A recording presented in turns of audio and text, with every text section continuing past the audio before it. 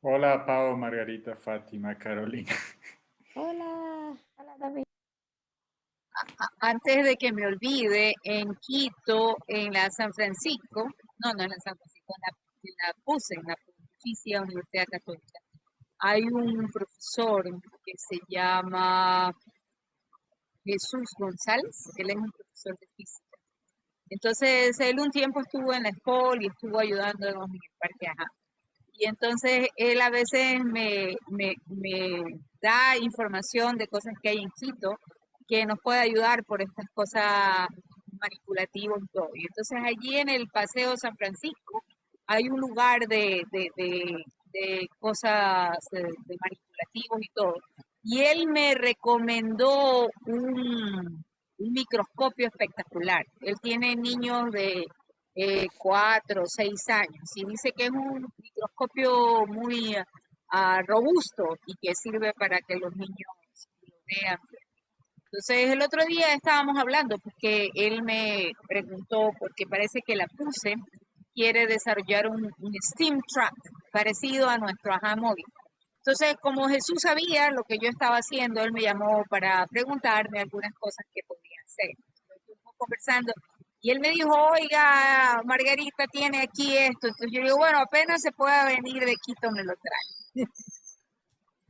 Qué pena, Margarita. Estuve el lunes allá. La próxima vez te pregunto si quieres que te lleve algo así de ahí. Y no conocí el lugar, entonces, ¿te acuerdas el nombre? No, en el paseo donde, porque entonces ya se Es va a en el convertir mi nuevo Paseo San lugar. Francisco, en el Paseo San Francisco, y es algo así como Creative Minds o algo así. Tiene que ver con creatividad, con innovación. Yo sí compré hace años allí unas cosas grandes con imanes. Yo sí lo ubico allí en el Paseo San Francisco. Tiene algún tiempo a ese local. Mm. Buenísimo, porque yo esos lugares son mi diversión. O sea, salgo para divertirme en las papelerías, entonces va a ser un nuevo lugar para explorar. Oye, ¿por qué no diseñar juguetes Me nosotros encanta. mismos? Te pongo como en contexto, David, que de qué estamos hablando. La actividad es una actividad de calentamiento y decidimos que escogiéramos algo que está a tu alrededor y que puedas contar una historia detrás. Y Fátima tomó esferos y contó sobre esferos y agendas y contó de la emoción de entrar a las papelerías y por eso arrancó la conversación y yo tomé mi balanza que me la compré hace poco, que es justamente materiales concretos que también son cosas que me encantan y que pierdo la cabeza comprando cosas que necesito y las que no, solo porque me encantan los materiales concretos. Wow. Hasta eso piensa algo tú, David, que tengas a tu alrededor del que puedas contar una historia. Caro o Margarita, ¿qué quieren compartir? ¿Qué tienen a su alrededor?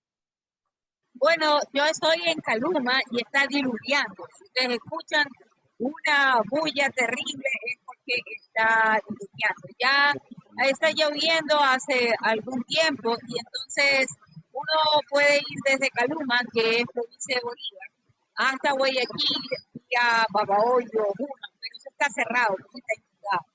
Entonces yo estoy incomunicada aquí en Caluma, qué pena, no puedo regresar a Guayaquil. No, pero es que estoy de vacaciones hasta la próxima semana, entonces no importa que siga lloviendo nomás. ¿Y qué tienes por ahí cerca, aparte de veo que plantaciones de plátano Sí, en una hermosa mata? plátano, sí. Algún paraguas. También tengo justamente porque estamos en esto de los cursos de AJA en presidencia, tengo esto que uno lo puede comprar en tía, vale, creo que el paquete de 4 vale como $1.78 y sirve para ilustrar el principio de Bernoulli. En el Parque Ajá nosotros tenemos algunos experimentos relacionados con el principio de Bernoulli. Entonces estamos ofreciendo paquete en donde hay 2 asignaturas que terminan en un proyecto, como por ejemplo física e ingeniería, o química y ciencia en la cocina. Entonces, este es un vacacional que nos lo ha pedido tía para los hijos de sus empleados. Entonces, estamos desarrollando ese tipo de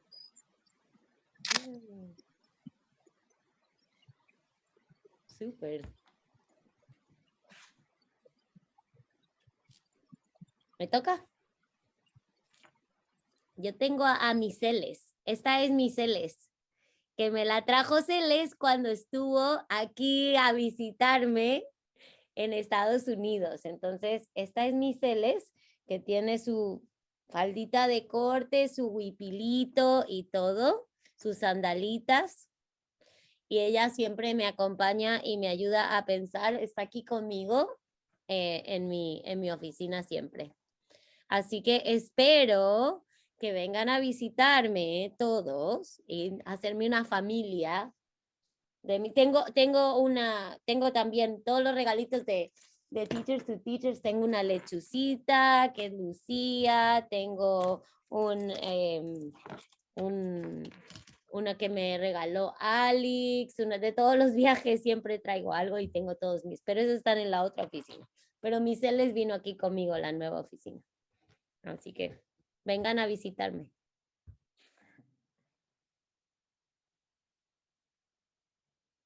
David, faltas tú. ¿Qué tienes alrededor que puedas contar una historia? Bueno, yo oí papeles, dije, voy a ver, recién ordené la casa y fui a ver si es que aparecían papeles y adivinen qué tipo de papeles aparecieron. Servilletas, David. No, No, tú que escribes en servilletas siempre, ¿no? Origami, origami. origami. Y entre los papeles de origami, un montón que ya he dejado de hacer y lo que sea, encontré estas figuras, por ejemplo, esta. Espero que se vea. Ups, ups.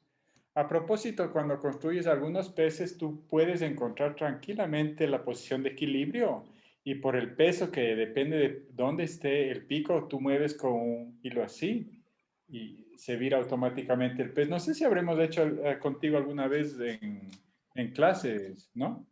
¿Qué pez? Bueno, esta es como una ballena o una foca. Y ya me he olvidado también, ¿no? Esto es una paloma. Por ahí encontré algunas cosas ya colapsadas, como una cigüeña que todo el mundo sabe hacer, ¿no? En los árboles de Navidad suelen poner o paloma. Esta es medio dinámica, no sé si habrán hecho, sabe volar. La que hace sus alitas cuando le jalas atrás, ¿no? Exactamente. Bueno, déjame, le doy forma ahorita porque está colapsada la pobre. Deben ser rezagos. Exactamente, y claro, tú le coges de atrás y vuela. Yo necesito eso. Mi hijo muere por el origami, no le he visto hacer eso. El pez es fantástico. De hecho, eso me puedo comprometer, a enseñarte a hacer el pez. Uno de los peces. Recuerdo. Ok, eso encontré. Y te puedo donar un montón de hojitas que he tenido por aquí, mira, de todos los potes. Súper, me apunto. Alguna tarde café con origami pega full. Sí, puedes tomar café aquí, ¿no? Ah, claro. Bueno, Súper. eso encontré. Gracias, gracias por compartir. Bien, vamos a entrar ahora sí en calor. No sé si quieren darse un tiempito de mirar lo que puse o quieren tomarse un tiempito para escribir, responder, compartir, solo para recordarles que el día de hoy estaremos trabajando en los principios 6 y 7. El principio 6 es la elaboración de la fluidez procedimental y el 7 es el apoyo al esfuerzo productivo, que hace un segundo estábamos hablando de que no le hace una justa traducción a lo que en inglés significa productive struggle, pero bueno, ese es el tema de hoy. Y el principio que, aunque es como el más difícil de hacer match con nuestros principios de MapKind, es asegurar un involucramiento equitativo. Entonces también si les gustaría topar ese tema, está nuestro principio en nuestra discusión. Entonces, cuéntenme un poco ¿Qué quieren hacer? ¿Quieren darse un tiempo para redactar primero? ¿O si ya leyeron, quieren alguien conversar? ¿O si tienen una experiencia sobre alguno de estos dos principios que nos quieran compartir? Bueno, bueno, yo puse un comentario ya, y es el problema de que todas estas maravillas que uno tiene que conseguir en los estudiantes demandan tiempo.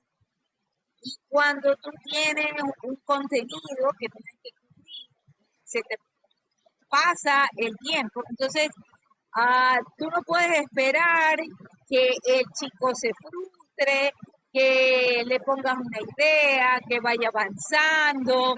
Y entonces uno tiene que lastimosamente irse del lado de la otra profesora, que uno le da masticadito y está evitando el razonamiento. Entonces, cuando uno ya llega a una cierta edad, a una cierta respetabilidad en la institución, entonces uno puede mandar a la miércoles el contenido y puede decir, no, a mí me interesa esto, yo voy a hacer así, y como que no le dicen a uno nada, ¿no? Pero claro, después uno no puede cubrir todo, manda a leer lo que debe de mandar a leer. Pero ese es un problema para los dos. Y de hecho, la mayoría de los profesores logra la fluidez procedimental, pero sin entendimiento absoluto. Porque eso es más rápido, es más mecánico, y entonces dentro de lo que normalmente en el Ecuador tenemos, es fluidez procedimental, pero lo otro no lo tenemos. Si los muchachos de alguna manera se aprenden las tablas, pero ¿qué diablos significan las tablas para ellos? Se aprenden la fórmula, se aprenden a integrar, aprenden a derivar, pero ¿qué es lo que está detrás de eso?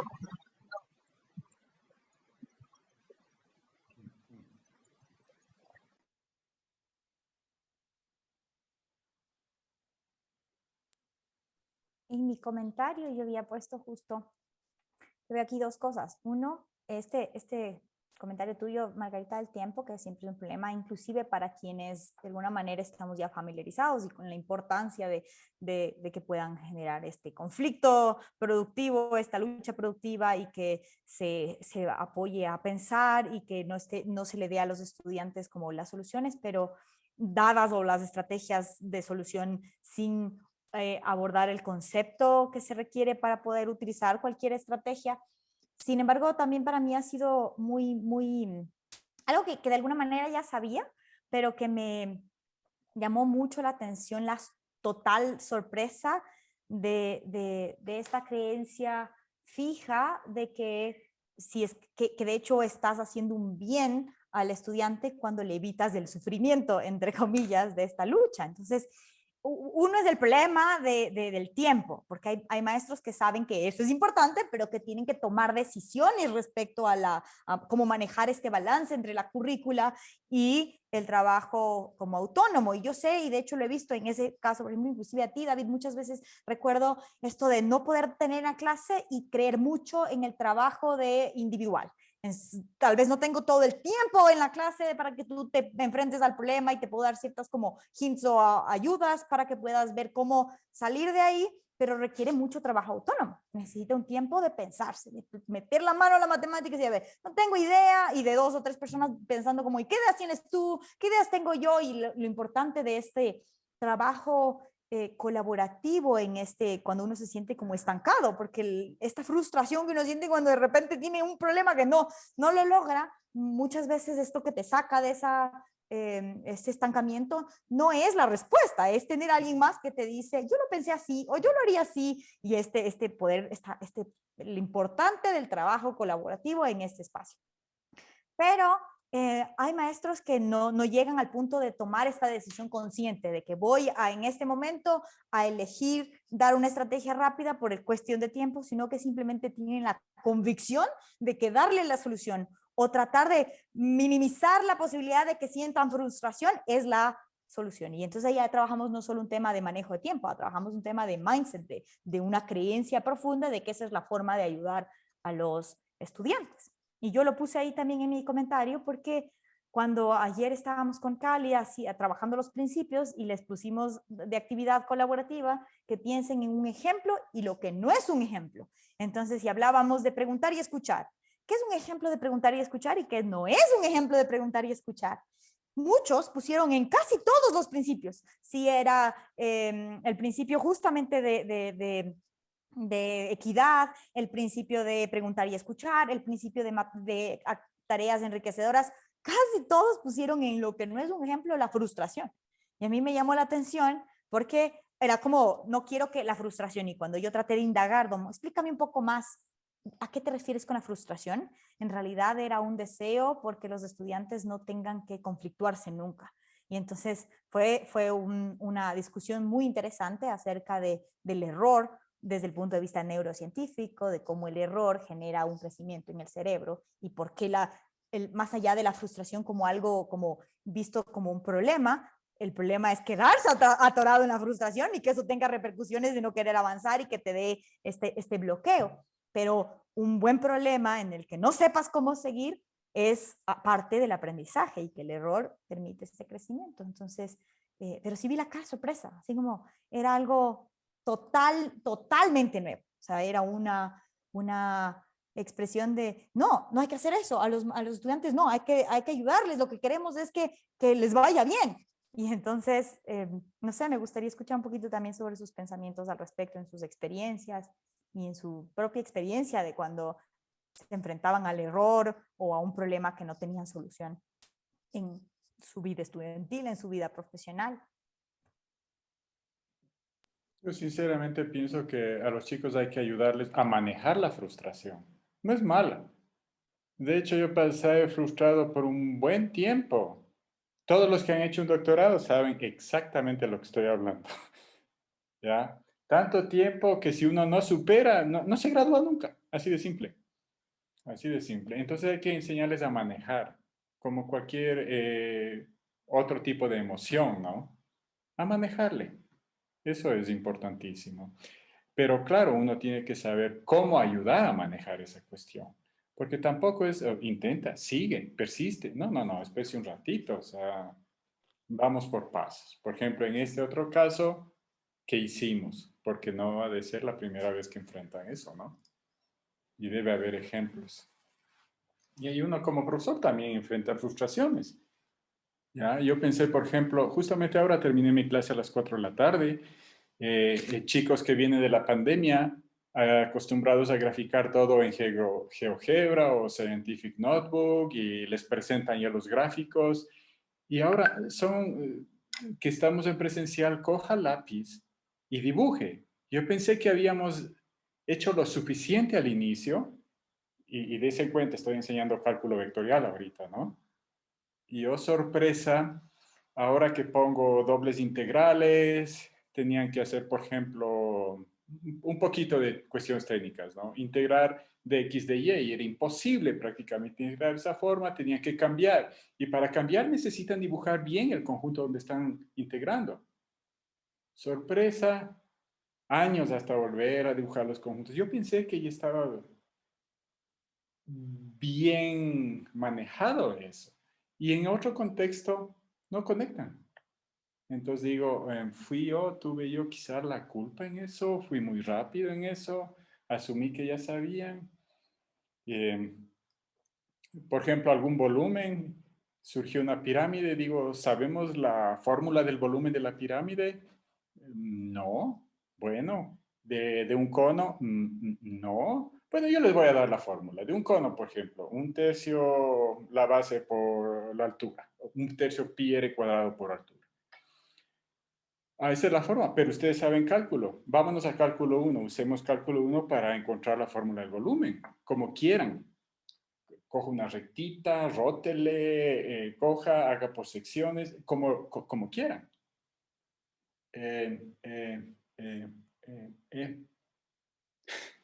Entonces uno dice, wow, ¿qué pasó en cálculo 1, no? Y yo sé que tuvieron un muy buen profesor. Entonces uno dice, ¿qué iré a hacer ahora? No sé, iré a pedirle consejo a la Margarita, a Carolina, a la Fátima, a la Pau, ahora tarde. Entonces esas cosas uno se enfrenta. Entonces hay que saber enseñarles a manejar la frustración. Por ejemplo, ahorita yo mismo voy a diseñar un plan de cómo mismo manejar yo la frustración que ahorita siento. Claro. Por ejemplo. Yo añadiría no solamente a manejar la frustración, sino a entenderla como parte del proceso. O sea, es que si no hay, yo le digo a mis alumnos, es que si yo les doy un problema y todos lo hacen bien, no era un buen problema, porque ya lo sabían, no aprendieron nada. Si todos a la primera lo resuelven y tienen el procedimiento correcto y la respuesta correcta, no era un buen problema para darles. Entonces, o sea, justamente parte del proceso de aprendizaje es el negociar eso de que podemos llamarla frustración o podemos llamarlo como ese esfuerzo productivo, ¿no? O como sea, pero justamente si no pasa eso, no hay aprendizaje para mí. Claro. Sí, yo creo que ahí completas bien, ¿no? Entender que es parte del proceso de aprendizaje y aprender a manejarlo.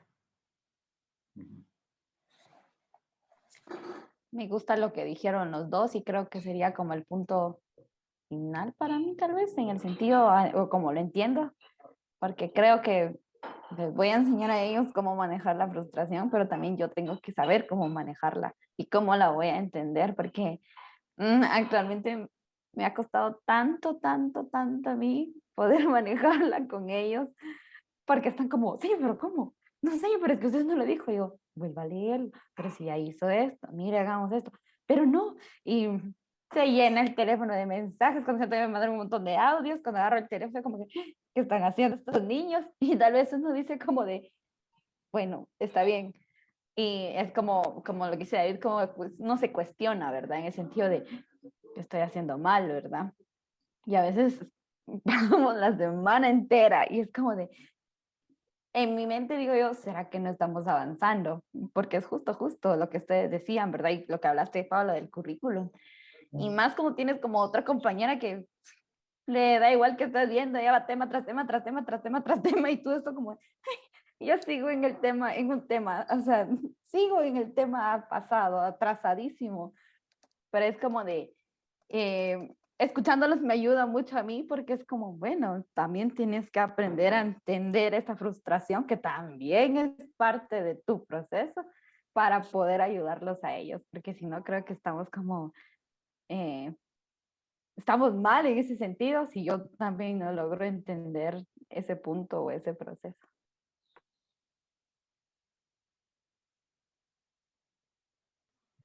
Sí, para nosotros en el Parque Ajá fue un problema, un desafío lograr un equilibrio. ¿Por qué? Porque, bueno, no es lo mismo que en los cursos regulares, ¿no? Una de las cosas que nosotros queríamos en los vacacionales es cambiar la actitud de los niños, que les gusten las matemáticas, que les guste la ciencia. Entonces, claro, uno buscaba actividades atractivas, que los sorprendan, que los hagan sentir curiosos, que se diviertan, sí, pero, el hecho de que se diviertan o sean intrigantes o sean interesantes no es equivalente a que sean fáciles, porque el verdadero aprendizaje está cuando el joven se enfrenta a la dificultad y la supera, pero necesita tener la confianza de que sí lo va a poder hacer. Y entonces ese es un problema serio cuando ha venido de la escuela tradicional, en donde, como se mencionaba allí, tiene esa mentalidad de fija de que no, yo no nací con los genes, no tengo la mentalidad matemática, esto es difícil, yo no lo voy a poder hacer. Entonces, es bien importante elegir las actividades que sean interesantes, que despierten la curiosidad y que tengan estos niveles de dificultad que uno pueda irlos graduando, ¿no? Quizás, como dice Joe Boller, la primera con una baja barrera de entrada, pero de allí comienza uno a ponerle más y más el desafío porque si no, no hay un verdadero aprendizaje. Ujú.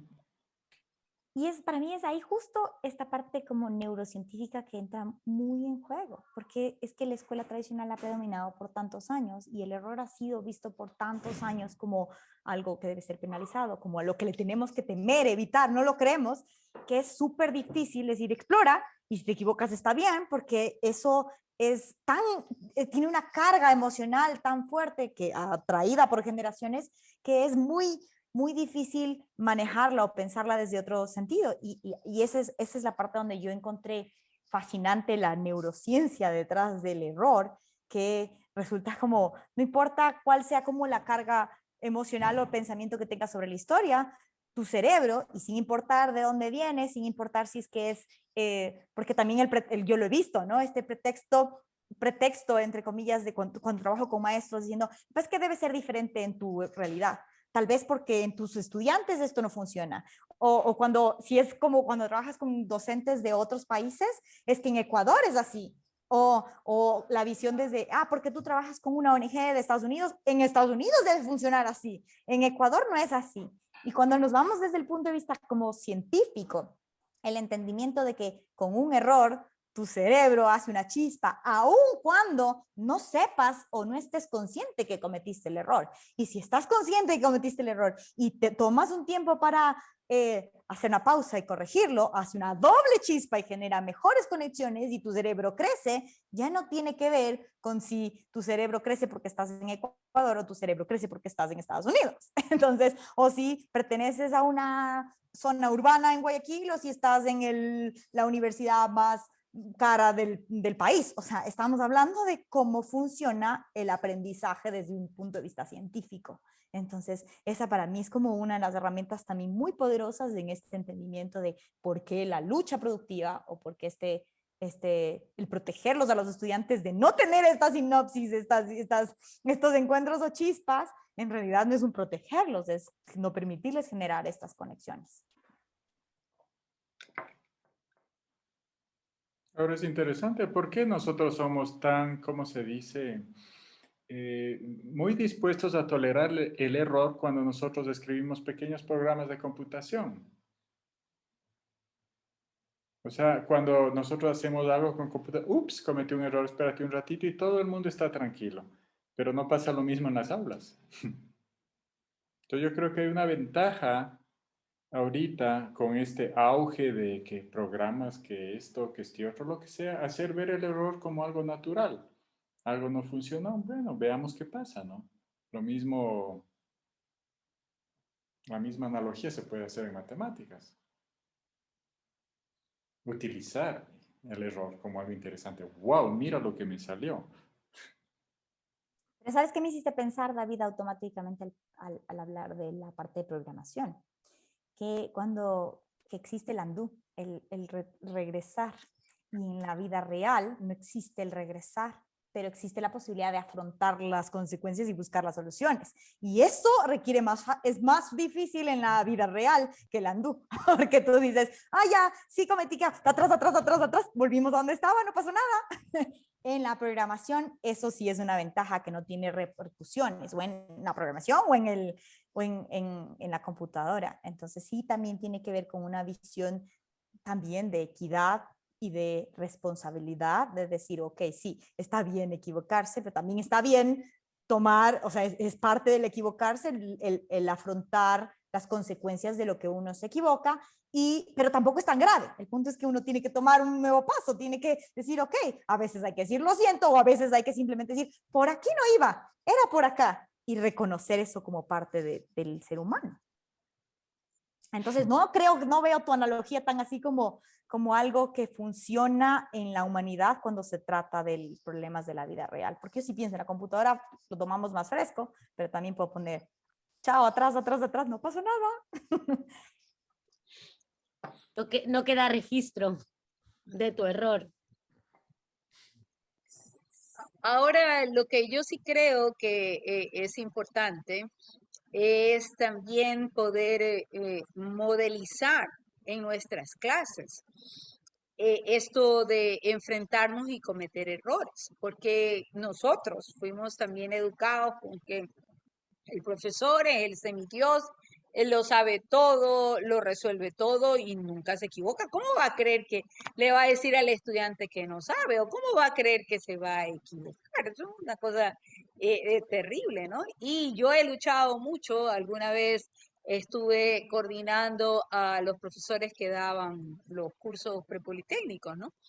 Y entonces hacíamos visitas en el aula y observaba especialmente a algunos profesores jóvenes que no sabían cosas, pero en vez de reconocer que no sabían, decían barbaridades, ¿no? Y claro, al estudiante no le pasa nada, ¿no? Pero eso es algo importante. Es decir, sí, desde la escuela, colegio, el estudiante ve que el error no es una cosa que se debe satanizar, que se puede aprovechar, que el profesor mismo lo ilustra. Entonces, claro, el estudiante va a tener más confianza.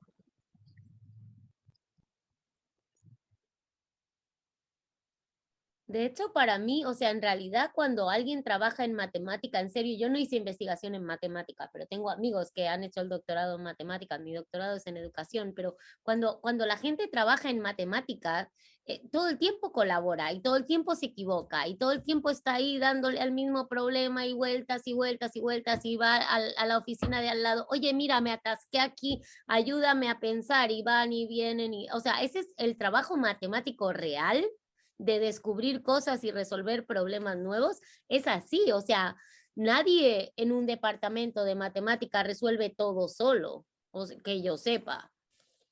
O sea que en realidad, o sea, la matemática de la escuela es ficticia, eso de que te dan un problema y tú solo lo resuelves y sacas la respuesta a la primera y ya está. Eso no es matemática. Ujú.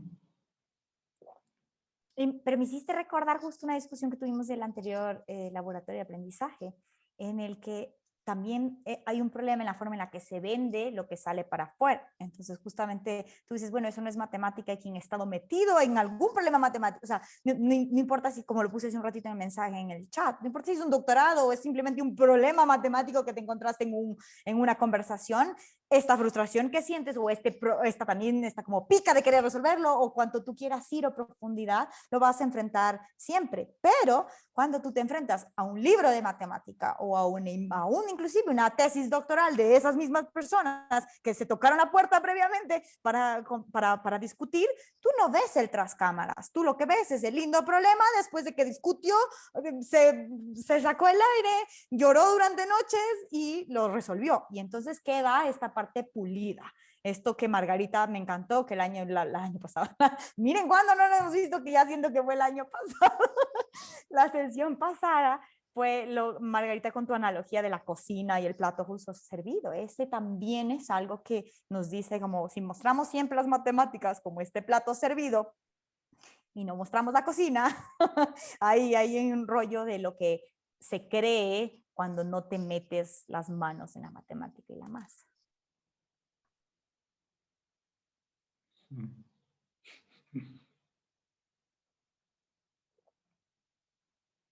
Pero justamente a mí me parece que lo más importante que tendríamos que enseñar en la escuela es justamente la parte de la cocina. Porque eso es en realidad lo que todo el mundo puede hacer, todo el mundo puede meterse en la cocina y empezar a revolver algo. Y de ahí lo que salga, bueno, sale. A algunos les saldrá la torta un poco torcida y otro un poco más derecha y más decoradita, pero esa es la parte divertida y esa es la parte linda, es la cocina, el arremangarse y hacer lío ahí, inventar. Entonces, pues justamente la escuela como que enfatiza la parte de la matemática que es lo que está ya servido y lo que parece que no ha tenido, resolvió sin ningún esfuerzo y eso es mentira. Justo cuando se veía el ejemplo de fluidez procedimental y estaba viendo el algoritmo para multiplicar números de 2 dígitos. Yo estaba tratando de recordar y yo creo que a mí nunca me explicaron por qué funcionaba así la regla para multiplicar, que esto lo ponía acá, lo ponía más allá. Es decir, no hay en las escuelas eso, o qué sé yo. Después habla de los criterios de divisibilidad y que si la suma es divisible para tres. Y eso jamás a uno le dicen el por qué. Solamente le dicen, esta es la regla, esto es lo que tienes que decir, este es el procedimiento.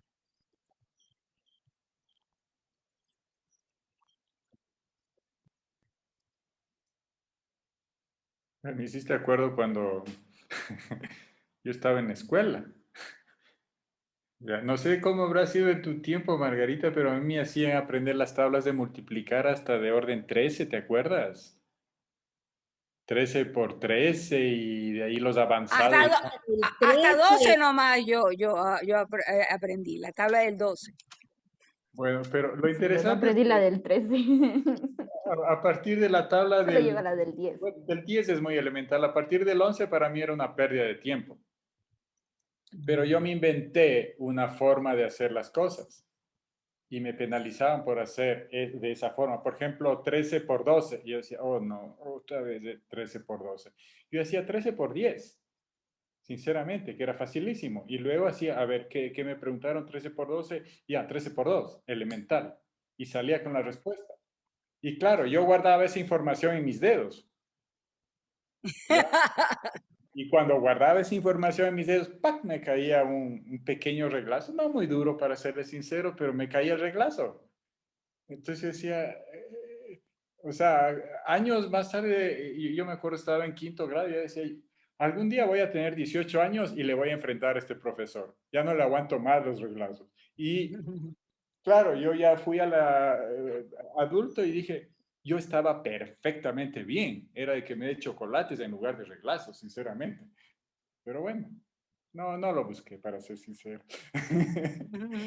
Pero creo que dijiste algo muy importante tú, y que es como el papel de todos nosotros ahorita, de que, bueno, yo lo aprendí de una forma, está bien, pero ya cuando creciste, tú viste, y entonces es como de, bueno, ahora me toca aprender a mí, buscar la manera y darle como diría, como un antes y un después en el sentido de, va, yo lo aprendí así, pero no porque lo aprendí así, voy y reproduzco lo que aprendí, sino que como romper y me hace pensar en el sentido de que nosotros también busquemos cómo aprender eso, porque hay muchas cosas que yo sigo desconociendo, pero a la vez queremos como cambiar esa perspectiva dentro del salón, entonces creo que ya está como en nosotros seguir buscando, aprendiendo y como tú dices, darle reglazo a los maestros. Me pasó hace poquito, una que fue no fue directamente mi maestra, pero ella estuvo dando clases donde yo estudié toda mi primaria, que es justamente con la maestra que yo trabajo.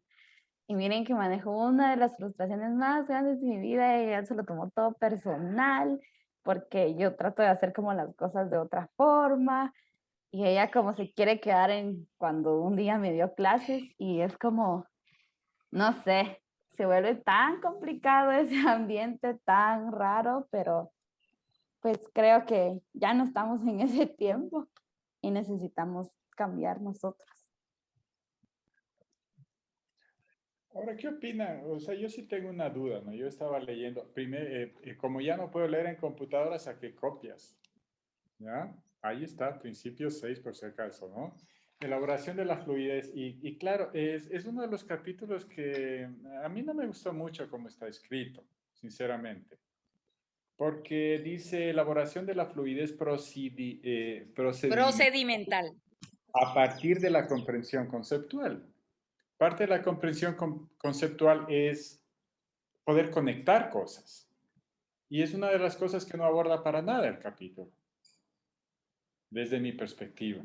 Entonces como que me quedé corto, como que no me dicen toda la historia.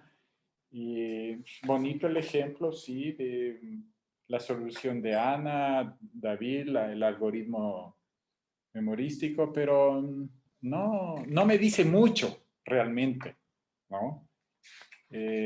No sé.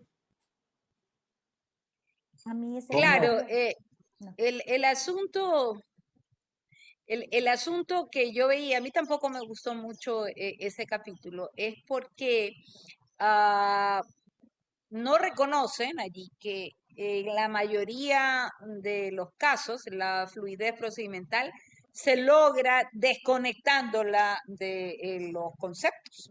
Y entonces es como que debería hacerse énfasis en cómo debería hacérsela, de verdad, conectándola, ¿no? Y eh, hay que abundar en ejemplos, en ilustraciones y quizás encontrar algunos ejemplos. No, no sé si ustedes han escuchado, hay un profesor, Robert Kaplinski, que él muestra ejemplos así como que impactantes de cómo aparentemente uno puede lograr cosas sin tener un conocimiento profundo detrás. Entonces, él pone el ejemplo de un tipo que ganó el concurso de Scrabble en francés. Entonces ahí está, ganó el campeón y todo, ¿no? Entonces el Scrabble, todo el mundo sabe, ¿no? El juego del Scrabble con las palabritas y todo. Entonces uno pensaría que esta es una persona que domina el idioma francés para poder ganar. Pero lo impactante es que este señor no sabe francés. Y entonces lo que hizo es aprenderse de memoria las palabras del diccionario francés.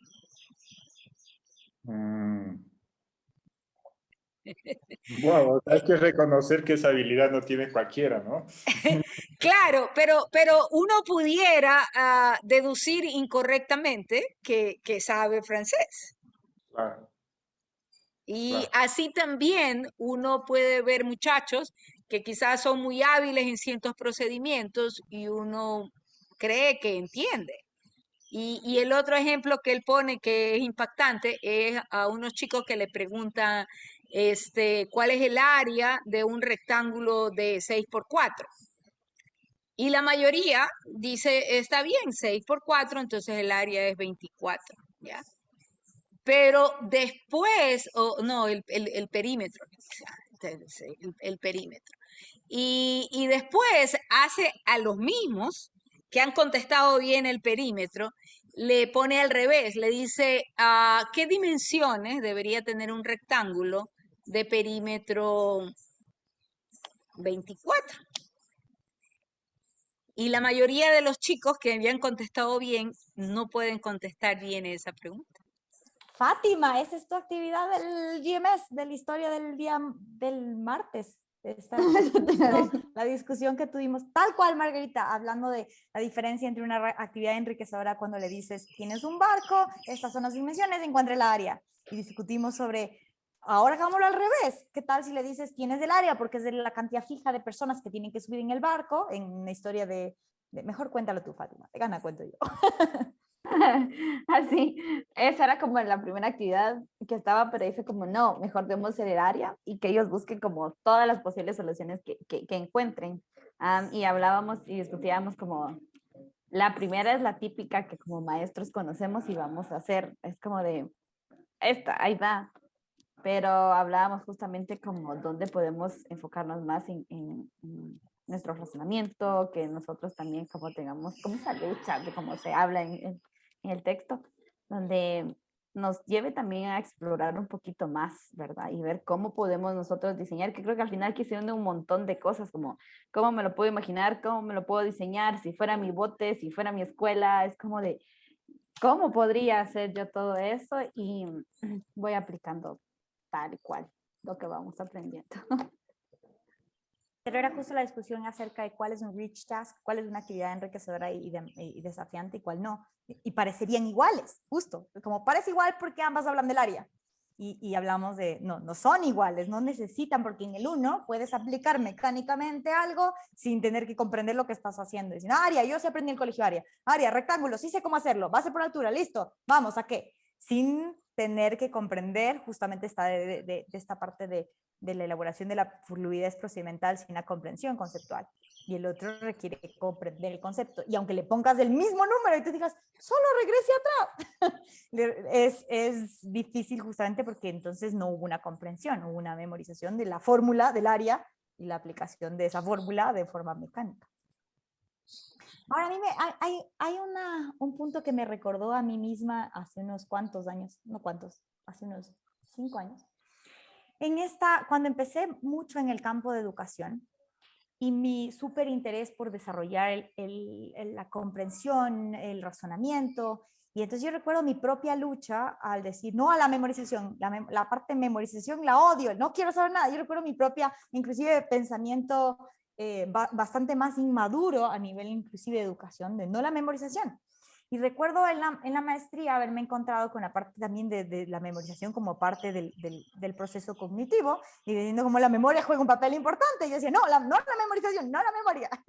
Y decía como, si no memorizas algunas cosas, tienes un problema también. Y entonces cambiar, yo recuerdo mi propia experiencia de irme muy en pro de una educación basada en conceptos y después tratar realmente de entender qué papel tenía la fluidez procedimental en este campo, en la matemática o en cualquier otra disciplina si no tiene que ver con el procedimiento matemático. Y recuerdo que esa sí fue una sorpresa en mí cuando estudié hace unos 4 años, esta idea del papel de la memoria, por haber dicho tantas veces no la memoria, cuando la memoria tiene un rol importante. El problema es quedarte en la memoria, el problema es justamente llegar a la fluidez sin pasar por la comprensión. Entonces, recuerdo inclusive una maestra en el área de la maestría discutir conmigo esto, y yo decía que yo tenía un profesor en la universidad que me daba, cuando yo sacaba mi minor en psicología, tomé porque la clase se llamaba medición en psicología. Y yo dije, es la oportunidad de hacer como un match entre la psicología y la matemática. Y me equivoqué profundamente porque el profesor es súper reconocido en San Francisco como un profesor que es lo máximo en psicología, que sabe muy bien todo lo que es la forma de medir en psicología.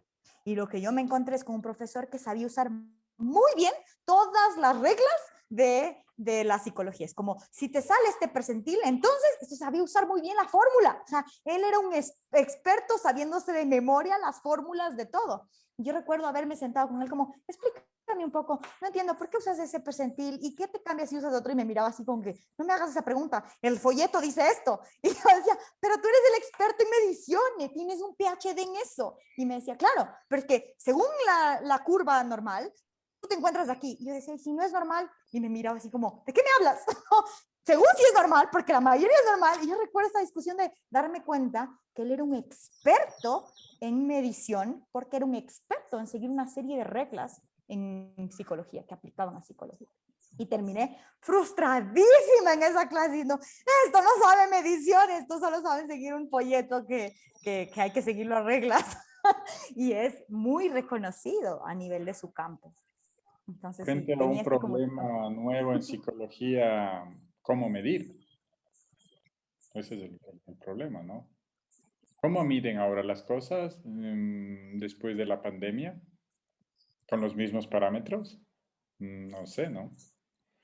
A propósito de la memoria, es importante saber que si tú relegas a la memoria algunas cosas, descongestionas.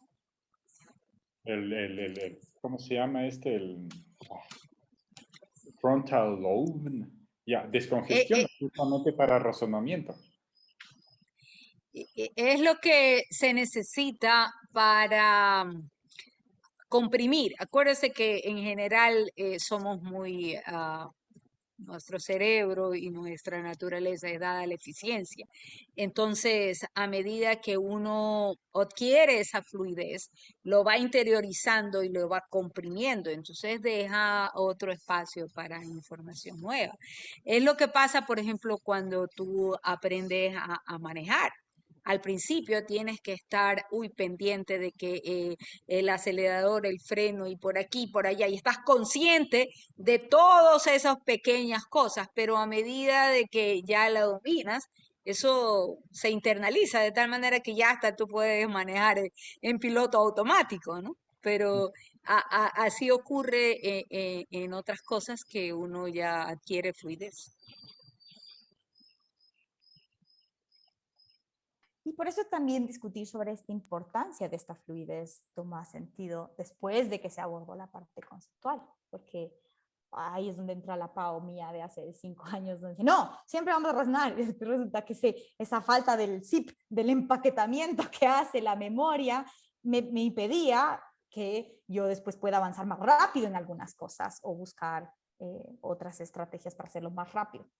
Porque necesitaba razonarlo, porque necesitas volver, como cuando quieres hacer una multiplicación. Ya que has tomado un curso en medición, ¿cómo mides la fluidez? No me acuerdo justamente porque nunca lo comprendí. Solo si vuelvo a tener el libro y la receta, cómo se sigue, probablemente te pueda decir cuáles eran los pasos, pero nunca lo comprendí. Porque es interesante cuando tú presentas un capítulo de contenidos y pones los problemas al final y los estudiantes van, y resuelven. Después sacas los problemas de los capítulos.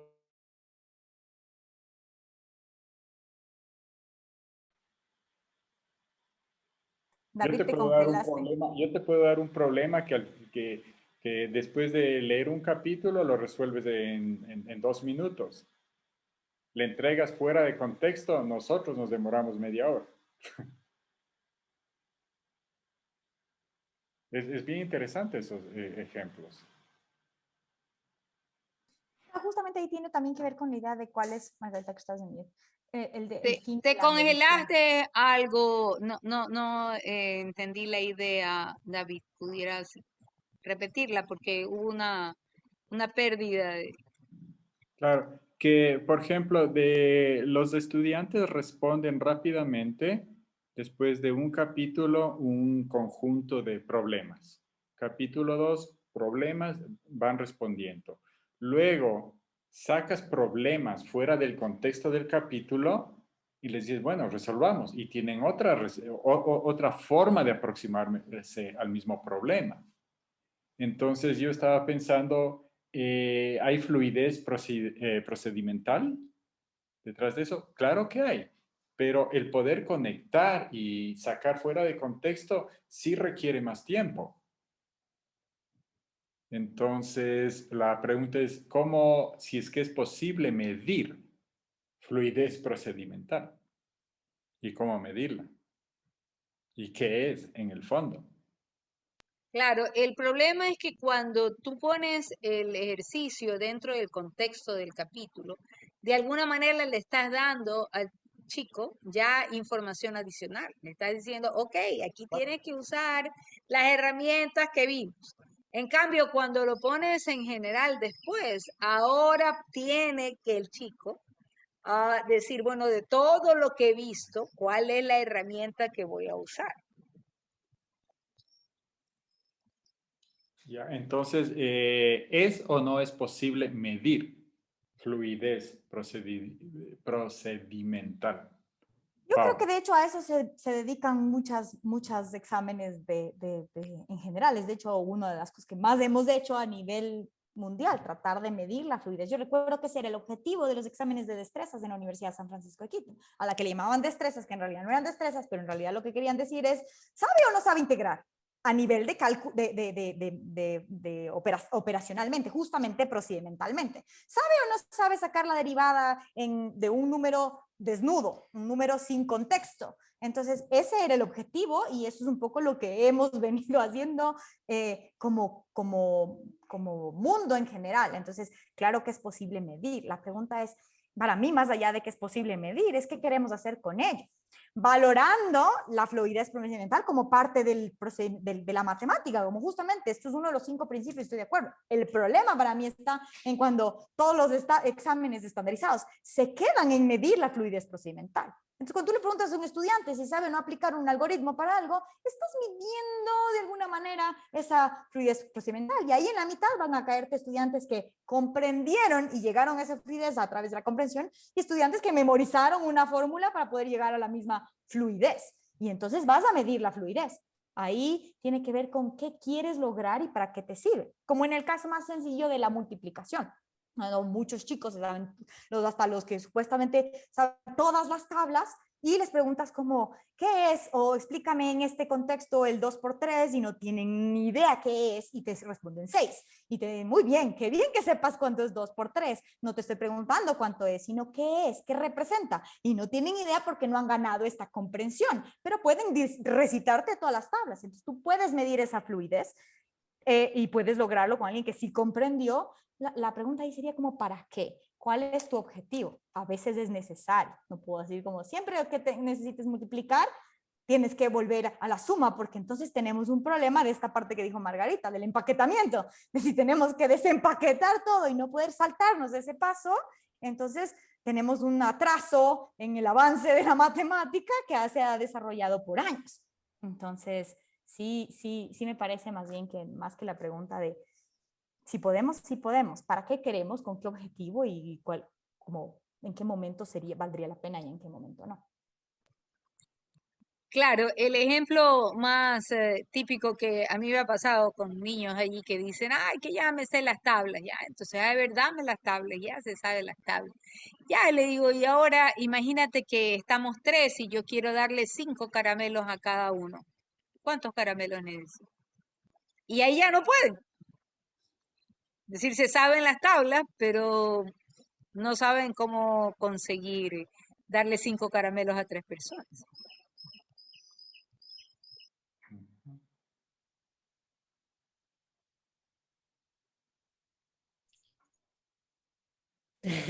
No, yo lo que estaba pensando, que hablábamos la otra vez con Fátima y con Cande también, ¿no? Cuando para mí una medida de cuándo es un buen momento, yo estoy totalmente de acuerdo con lo que decías tú, Pau, ¿no? Bueno, y Margarita también y todo, ¿no? Que en algún momento llega un momento que hay que memorizar, porque si no te traba, o sea, necesitas saberte las tablas de multiplicar para poder hacer eso espacio para poder aprender otras cosas. Para mí, una medida importante para saber cuándo enfocarse en la memorización es cuando, para mí, si los niños pueden calcular resultados de la multiplicación de muchas maneras, pero son lentos, como decía David, ¿no? Yo lo que hacía 13 por 10 más 13 por 2. Y además la tabla del 13 me parece, o la tabla del 12 me parece, o sea, ridículo aprendérsela. Hasta ese momento no te haría memorizar eso, ¿no? Pero, por ejemplo, si los niños saben hacer 4 por 5 más 4 por 2, ¿sí? Entonces ya están listos para memorizar la tabla del 7. No, yo nunca les haría memorizar hasta que ellos no puedan llegar al resultado de esa cuenta por otros métodos. O sea, para mí la memorización es muy importante cuando lo único que falta es rapidez. Ahí, entonces sí, a machacar, memorizar, porque ya lo saben hacer, ya lo entienden. Lo que hay que hacer ahora es recoger, guardar las cosas, porque cuando las necesitas las puedes volver a sacar. Están en el estante, no estás guardando cajas vacías. Entonces, para mí, esa es como la medida de cómo evaluar cuándo machacar con la memorización. Nunca antes, jamás. Para mí eso es como una... Ajá. Y para mí justo esto de machacar con la memorización también tiene que ver con qué es para ti más fácil memorizar. Y entonces ahí también tenemos este problema de tal vez lo que yo memorizo más rápido, capaz inclusive me es más rápido pensar, memorizar la tabla del 10, que es más fácil, y memorizar la del 2 y sumarla, que realmente memorizar algo del 12. Entonces, el objetivo es poder lograr esa velocidad. Además, ¿con qué objetivo también? Como para poder desenvolverte en el mundo real. Si tú tienes que multiplicar, te vas a comprar 5 panes, cada pan te cuesta, qué sé yo, 7 centavos y la tabla del 7 me pareció horrible y no me acuerdo cuánto es, entonces, digamos, yo estoy en el 6 por 7, que era una multiplicación que yo recuerdo que era como la que me costaba. 6 por 7 era como mi sufrimiento. Y decía, ya, decidí dejarla de ser mi sufrimiento y en vez de realmente intentar memorizarme el 6 por 7, dije, cada vez que iba a comprar pan, más tiempo, más rápido lo hago. Si yo hago 7 por 5, que sí me sé, y le sumo rápidamente, que es lo que hacía David, que logro igual la misma fluidez que está asociada con velocidad. Y me acordé Cali, no sé si estás ahí, pero me acordé de tu propio ejemplo de lo que conversábamos, creo que el lunes, cuando estaba discutiendo con el hermano de por qué aprenderse diferentes estrategias, si es más fácil sumar o reproducir una serie de algoritmos tradicionales. Cali, ¿estás ahí? Para que tal vez lo puedas contar tú y no yo. Mejor cuentas tú, porque en mi última reunión me dijeron que no me escucharon bien y no tengo muy buena señal. Ok, entonces cuento, pero tú me corriges si estoy inventándome cosas, porque es mi entendimiento de tu historia. Entonces, me acuerdo que el problema justo estaba discutiendo con el hermano que decía como, ¿para qué es aprenderse tantas estrategias o por qué pensar de forma diferente? Y Cali en la mesa dijo, ok, hagamos un ejercicio sencillo. ¿Cuánto es 26 más 25? Y entonces todos empezaron a hacer el cálculo y Cali dijo, bueno, y ahora vas a decir cuánto es, pero también cuál fue tu estrategia. Y resulta que la idea es que Cali dice, yo pensé que 26 más 25 es 26, es uno más que, perdón, 26 más 24. Gracias, sí. Y Cali dijo, 24 es uno más que 25. 26 es uno más que 25 y 24 es uno menos que 25. Y entonces, eso equivale a hacer 25 más 25. Yo manejo esto todo el tiempo cuando tengo monedas. Eso equivale a una moneda de 50, la sume 50. Y él lo hizo mucho más rápido que cuando el hermano estaba tratando de pensar 24, 26, 6 más 4, 0, llevo 1 y se dio cuenta que el Cali lo logró más rápido y que después le preguntó a otra persona que estaba ahí, le dijo, ¿tú cómo lo hiciste? Dijo, yo también llegué al 50, pero lo hice sumando como 20 más 20 y 6 más 4, y ese 6 más 4 eran un 10, yo ya sabía que era un 10, yo tenía 20 más 20, 40 y lo sumé y me dio 50. Y eran 3 formas diferentes, la tradicional y dos estrategias diferentes, y las dos diferentes llegaron más rápido en velocidad que la del algoritmo tradicional. Entonces, si hablamos de eso, para mí también es fluidez. Estamos hablando de fluidez escogiendo el algoritmo que quieras. Entonces, también veo esto como un patrón o un problema cuando se piensa en la fluidez como aquella que únicamente requiere la memorización de un tipo o de una forma, sino como, ¿cuál era el objetivo? Ir más rápido. ¿Qué te hace ir más rápido a ti? Bueno, eso que te haga ir más rápido, escoge de los 7 métodos. El problema es que si no da 7, si no solo uno, tal vez a unos les vaya más rápido y a los otros 6 no. Entonces, esta parte de escoger lo que quieras para memorizar.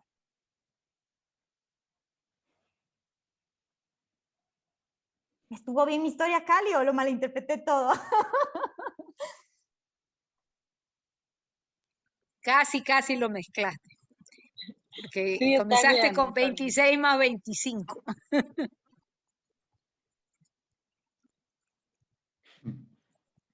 Sí, y todo lo que del poco que he escuchado, estoy pensando como, creo que justamente es el principio, ¿no? Que la fluidez se construye encima de una base de, ya se me fue como decir conceptual understanding, viene en español, pero que la fluidez es importante, pero no viene primero, ¿no? Es lo que escucho, que estaba diciendo Carolina también hace un momento.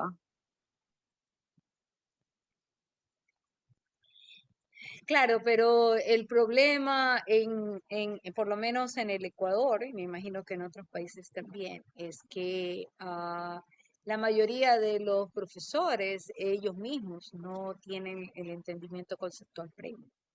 Entonces, lo que les es más fácil es enseñar los procedimientos, la mecanización.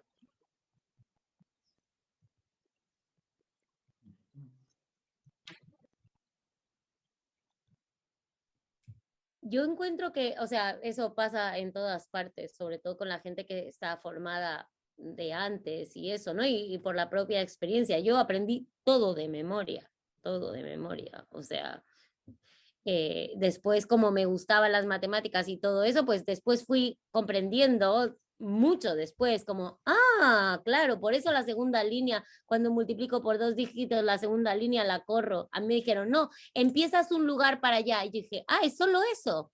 Lo recuerdo así como en 3er grado. Dice, sí, nada más que agarras, lo mueves.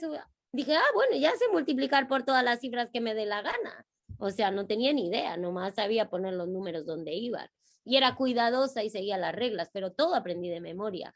Pero yo encuentro que ahora, mi pregunta era, en Ecuador, o sea, en los programas de profesorado, ¿siguen enseñando así? Yo encuentro que ahora está empezando a cambiar. Los profesores que se reciben ahora, que terminan, que se están formando en este momento, son un poco más abiertos, que ahora los programas están cambiando un poco. Pero claro, las escuelas están llenas de gente que lleva 1000 años dando clases y que aprendieron de memoria y que enseñan de memoria. O sea, para que haya un recambio.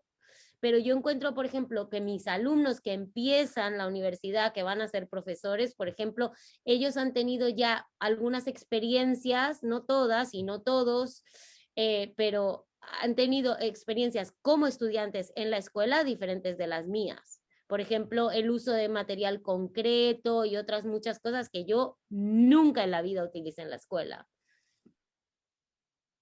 ¿Es así en Ecuador o se ve que haya algún recambio o algún cambio en la formación docente o no?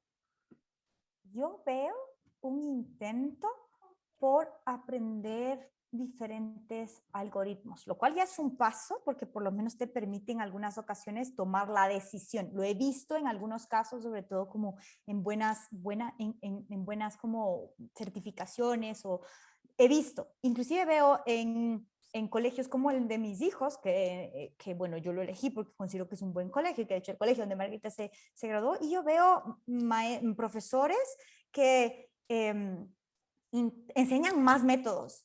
Sigo viendo, inclusive a los que se consideran buenos profesores a nivel de colegio, una falta de conexión entre estas diferentes representaciones o estas diferentes estrategias. Entonces yo les veo que dicen, ok, vamos a sumar. Entonces yo ya veo que tal vez no solo enseñan el método tradicional de sumar, como lleve el 1, sino que dicen, ok, vamos a hacer esto. Y que además hay cada vez más aplicaciones y herramientas tecnológicas que te muestran como sume así, haga la descomposición, ponga esto. Lo que sigo viendo es que todo se convierte todavía en algoritmos. Es como, este es el algoritmo 1, este es el algoritmo 2, este es el algoritmo 3. Entonces, es para mí un avance porque de todos modos hay algoritmos que son mejores que otros desde su naturalidad y entonces le permiten al estudiante decir, hacer esas conexiones por sí mismo, decir, esto me recuerda.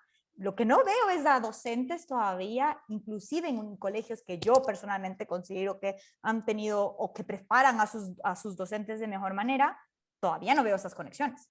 Veo como cosas aisladas sin la conexión entre, y este se conecta con este, y lo que tú ves aquí, lo ves acá y se parece porque, entonces veo todavía eso como un intento. Pero como masa, yo me atrevería a decir que estamos muy lejos todavía en la educación matemática. Yo no sé cuál es tu percepción. Yo lo que tú dices es lo que está pasando aquí en las escuelas, es que lunes método 1, martes método 2, miércoles, los métodos, en realidad las estrategias no vienen de los estudiantes, no les dan un problema y los estudiantes generan esas estrategias, sino que ahora es una ristra de estrategias una atrás de la otra y de distintas maneras de representar, y ahora con el tape diagram y con el number bond y con no sé qué y con bla, bla, bla, con lo cual efectivamente, o sea, mientras las estrategias no salgan de los alumnos, para mí no tiene sentido. O sea, es mejor que solamente un único algoritmo. Estoy 100% de acuerdo contigo, pero es un gran problema porque los niños están súper confundidos y los docentes también, porque el currículum les exige enseñar 40 algoritmos diferentes que ellos nunca aprendieron y que no entienden. Entonces es un procedimiento tras de otro. Es un gran problema ahora eso aquí. Y los padres súper confundidos, diciendo, a mí me enseñaron 1, ¿por qué me dan 7 ahora a mi hijo? Y yo veo más bien como, ¿para qué les confunden? ¿Para qué les confunden? Denle 1 y ya está. Y entonces yo pensaba, no es el 5 que le des, es la conexión que puedas lograr con 2 o 3 buenos y ya está. Y explore más y haga más, pero sí lo veo, una queja inclusive de, yo no aprendí así, ¿por qué a mis hijos le dan 5 formas? Lo veo. Se quejan contigo porque los haces pensar, entonces es como de, pero ¿por qué no los ayuda? ¿Pero por qué no les dicen la respuesta? Es como, no se lo voy a decir aunque usted se enoje conmigo. Me acordé de... A ver, ahora, en estos días, la Sociedad Ecuatoriana de Matemáticas lanzó la Olimpiada, la típica Olimpiada de Matemáticas que tenemos a nivel nacional. Y obviamente yo iba a renunciar y se me apagó el Zoom. Y cuando volví a encender el Zoom, ya estuve en una comisión. O sea, no alcancé a renunciar. Y estoy en la comisión de Juvenil 1. Y yo digo, bueno, ok, leí las bases, todo lo demás, y dije, bueno, voy a ver qué octavo, noveno grado, y voy a ver qué dice el ministerio, ¿no? Un poquito para guiarme, para ver cómo poner, si ha cambiado algo, ¿no? Lo interesante es que hay un discurso completamente divorciado, porque me topé con una... No pude meterme en detalle, ¿no? Porque eso todavía falta, las Olimpiadas, pero quería ya como convocar a hacer mi equipo, ¿no? Para proponer preguntas. Y empecé a leer y paradójicamente tenían cosas muy buenas. Se quiere poner énfasis en la compresión de conceptos y razonamiento, esto, otro, ta, ta, ta, ta, ta, ta, ta. Cuando de vez en cuando nosotros hemos puesto un problema interesante en las Olimpiadas, te ha de haber pasado a ti, Pau. Los padres de familia van, ¿cómo esperan que esto resuelva a mi hijo si vea el currículum? O sea, a veces hay también los padres de familia. Entonces yo le digo, ¿usted que esperaba que mi hijo resuelva esto cuando nunca en su vida ha visto, por decirles algo rapidito, ¿no? Números complejos. Le digo, no, no esperaba que use números complejos, porque esto se puede hacer de esta otra forma. Como que no se necesita resolver la ecuación, se necesita armarle de esta forma, de esta cosita. No necesita, pero siempre ha sido como estar peleando con los padres de familia que a su vez tratan de reproducir el sistema, que es un gran problema. Y tal vez tú, Carolina, le ubiques tal vez a David Gay, que es un profesor de Universidad de Arizona. O tenía un lindo programa que se llamaba Bridge, conectando familias y escuelas. Y atendía mucho a la comunidad latina. Por eso, de hecho, yo le ayudé. En realidad, la comunidad de Sonora, que queda ahí el desierto, ¿no? Y era conectando familias y tocaba hacer una labor porque paradójicamente los que no querían tanto cambio, lo que pasa aquí en el Ecuador, a veces son las familias. Muchas veces son ¿Cómo un se gran... llama? Porque nosotros hacemos trabajo con familias y con fondos de conocimiento y todo eso. David Gay. Sí, tiene un lindo libro que se llama de Discovering Geometry. Hay dos, David T. Gay y David, y se llama Bridge el programa, de la Universidad de Arizona. Claro, Cuando porque yo además tenemos colaboradores en la Universidad de Arizona, Marta Civil y Erin Turner. ya, Estamos Marta con Civil ellos. es, sí, claro, ella es de España, ¿no es cierto? Sí, es Sí, catalana, sí, española. sí. David Este Gay es David Gay amigo no de lo Marta. conozco. Mira, voy a buscarlo. Es amigo de Marta. Bueno, ya estamos sobre tiempo, así que me van a perdonar que les corte, pero quiero respetar su tiempo. Yo sé, la discusión de hoy estuvo súper linda. Me agrada haberla guardado para poder como permitirles a los que no estuvieron aquí. Si los que están viendo esta grabación, espero que disfruten la grabación. Pero yo los invito, la verdad que hay muchas ideas que salieron de aquí. Tómense 5 minutos, no sé si hoy, mañana, dejar parte de esas ideas en Participate. Una idea, una buena pregunta, porque es también una oportunidad de dejar un legado. Nosotros somos pioneros en esto y después esta misma discusión va a seguir. Y nada de lo que estamos hablando aquí va a poder continuarse en su discusión si no lo compartimos o lo plasmamos de una manera diferente que solo en nuestra discusión. Entonces, yo sé que hemos pasado por esto algunas veces y sé que es un poquito difícil y que hemos hablado de lo importante de reunirnos para escribir, pero a veces yo sigo pensando que nos reunimos y más productivos que nos reunamos y no escribamos, sino que nos reunamos y que hablemos. Pero sí requiere un poquitín, 5 minutos de dejar una pequeña idea, un comentario, un ejemplo en la plataforma para poder dejar ese legado, para que lo que hemos hablado siga en unas siguientes discusiones. Entonces, sea que quieren compartir algo que ya compartieron aquí o quieren agregar algo más, Los invito a hacerlo. Vamos a ver cómo nos va. Terminaremos el módulo y decidimos al final si funciona o no participe. Pero terminémoslo, ¿ya? Entonces, nos Yo vemos. me voy a cocinar. Una linda noche. Ok, chao, chao. Igual, chao, chao.